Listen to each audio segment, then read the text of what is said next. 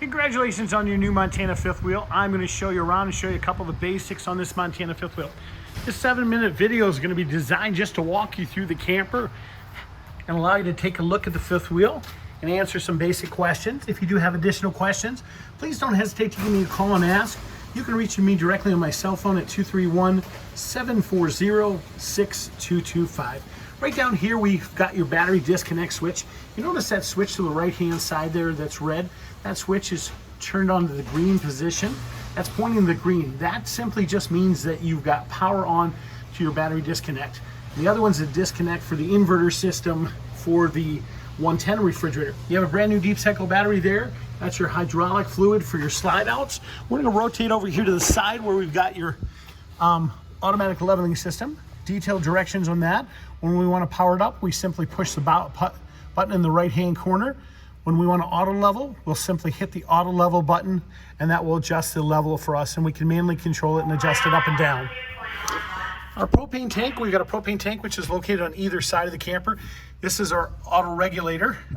That's an auto changeover valve. When it's in green, it's letting you know there's propane flowing through the lines.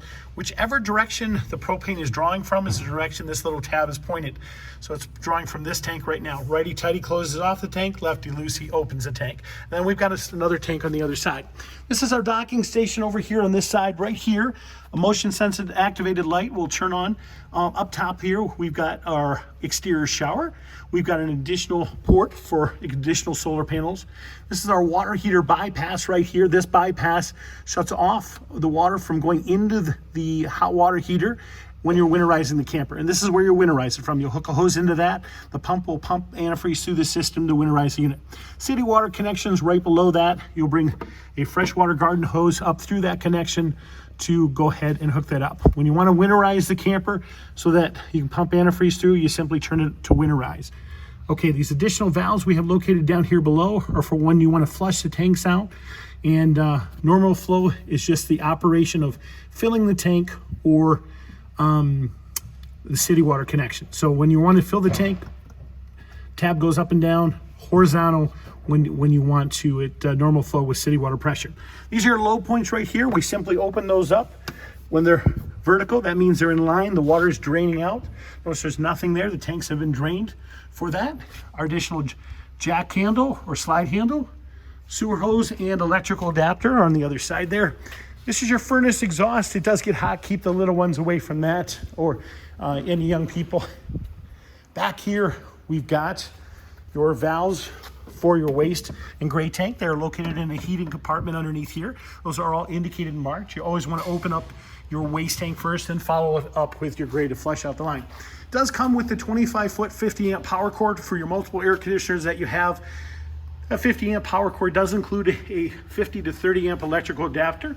This is your hot water heater. From this hot water heater here, majority of things are controlled from the inside of a hot water heater. There is a plug, you'll notice down in here, it's your anode rod. That anode rod can be removed with a 7/8" socket if you want when winterizing the camper. This door will simply put this back on and lock that up. All sorts of incredible storage. We got a rear accessory hitch off the back of this. Your auto leveling jack system. You do want to make sure after the first 200 miles, you do check your tire wheel nuts just to make sure that those are tightened so they don't become loose.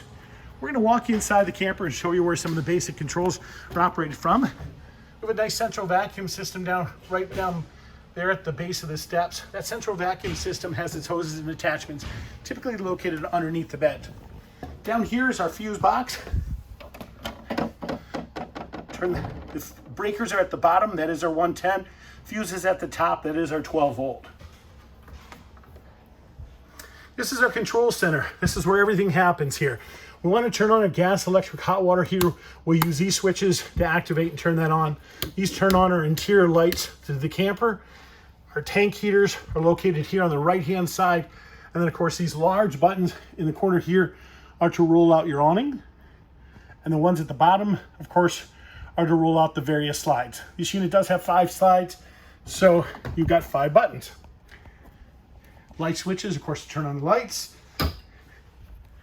And we're gonna walk up into the living room area here.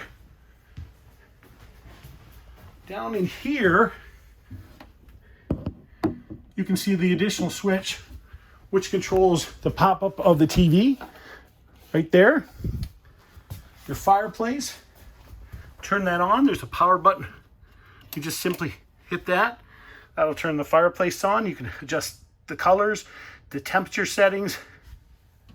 Shut that off. Stereos are pretty self-explanatory. I'm just going to scan around here in the room.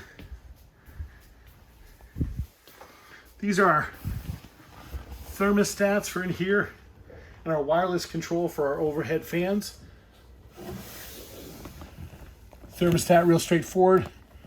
To power that on, fan, high-low speed for fan, that kicks on the air conditioner. One more time, and goes down to heat. That kicks on our heat. Our gas is on now, and that shuts it off.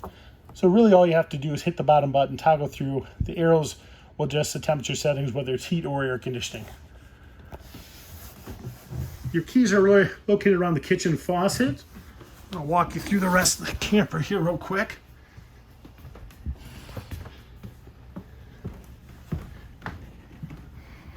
Refrigerator, as you know, is a 110 refrigerator, so it has its individual temperature controls inside. You do have additional ground fault plugs throughout the unit. Those ground fault plugs, if they're pushed or need to be reset, oftentimes the button will become popped out, or the light will become tripped and change to a red color. Want to go to ignite your stove? Real simple. Pull back the stove cover first. Make sure the gas is turned on outside. This is our spark igniter. You hear it sparking.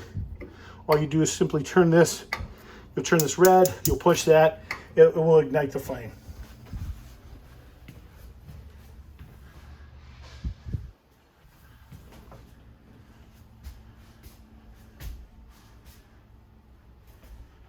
You guys, those are just some of the basics. We do appreciate your business. We hope you enjoy your new RV. We thank you for buying from Lakeshore RV Center. Please feel free to give me a call. As I mentioned, if you do have any additional questions, you can reach me directly on my cell phone at 231-740-6225. Thank you and have a great day and enjoy your new RV.